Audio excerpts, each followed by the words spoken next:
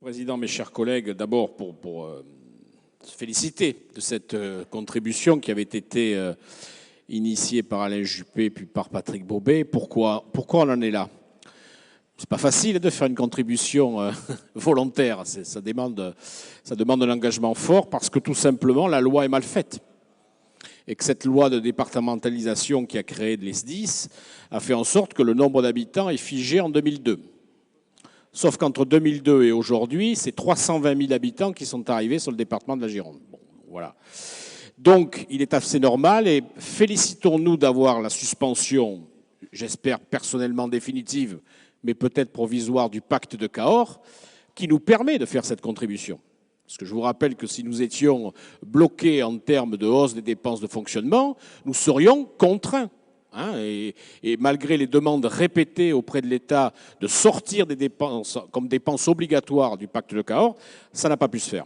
Si la loi n'est pas changée, Madame la vice-présidente, Monsieur le Président, nous devrons inscrire d'autres contributions parce que le risque ne va pas s'arrêter. Même si pendant le confinement, on l'a vu légèrement diminuer, il continue d'être là, présent et important.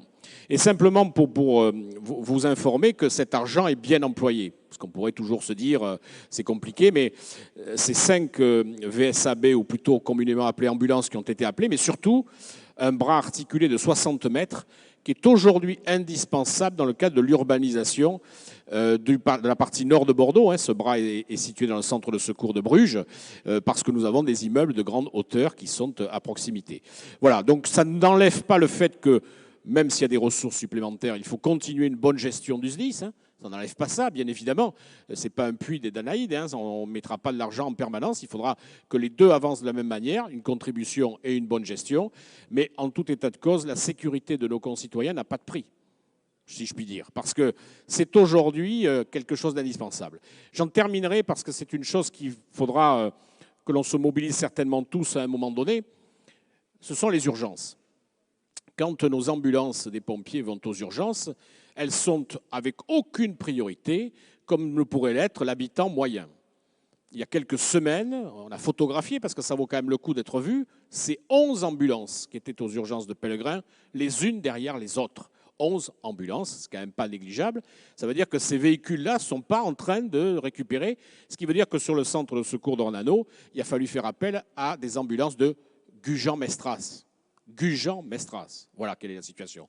Donc il faut peser auprès du CHR, il faut travailler tous ensemble pour que nos ambulances des pompiers aient une priorité aux urgences avec une file dédiée pour qu'ils puissent être traités. Parce que plus vite elles vont traiter, les malades seront traités, plus vite les ambulances pourront faire.